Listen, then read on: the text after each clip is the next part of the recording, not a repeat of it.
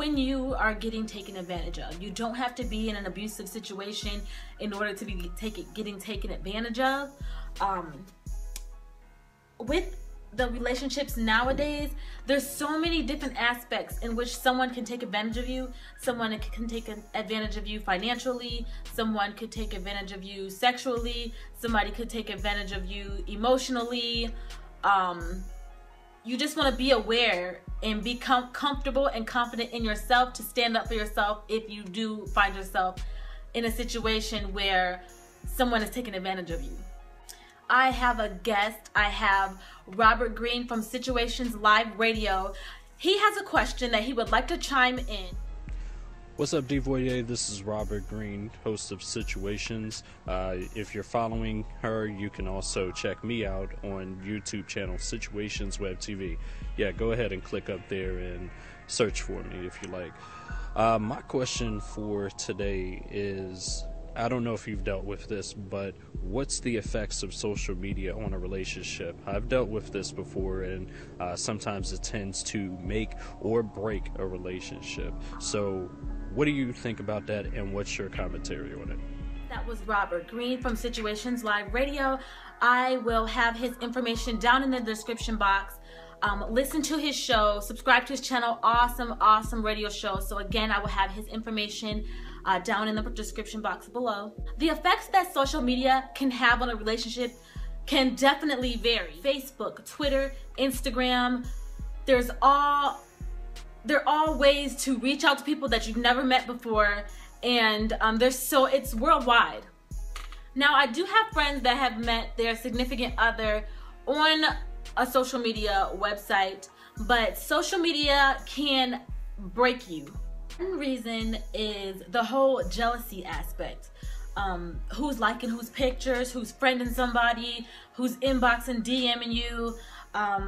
So that's one reason why I think that social media breaks relationships. Another reason is because it's worldwide. There's so many different things out there.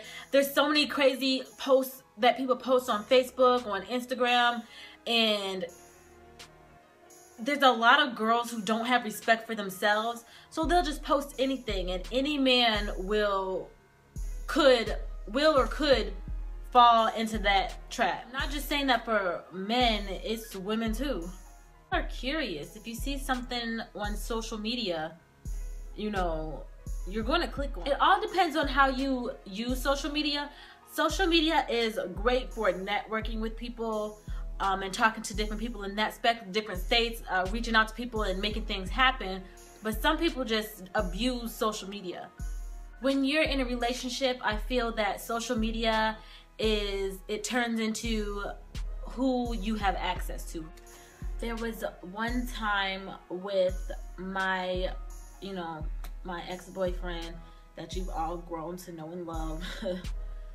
That we got in an argument over, it was a long time ago, it was over my MySpace page, and he wanted to know who was I talking to, if I was talking to anybody in my inbox and things of that sort, and he wanted my MySpace password. I wouldn't give it to him. It turned into a huge argument. We were in the car. He tried to snatch my phone away from me, and we were going back and forth with my phone. Then he started to grab my hair and bang my head against the window and bang it against the steering wheel. This is my old T-Mobile Sidekick that I had back in the day. And this is a picture of me after the fight. I don't know if you guys can see.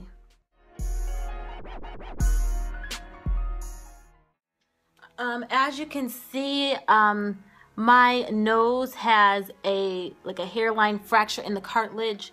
The impact blacked both of my eyes, and I do have my nose is a little busted, right at the bottom. After that incident, that's when it was completely done. Everything was done and over with, and I just never saw him after that. Social media, along with the relationship, it's gonna be hard no matter what, just because the other person's always gonna have to wonder who's liking your pictures and whose pictures are you liking and who's in your DMs. And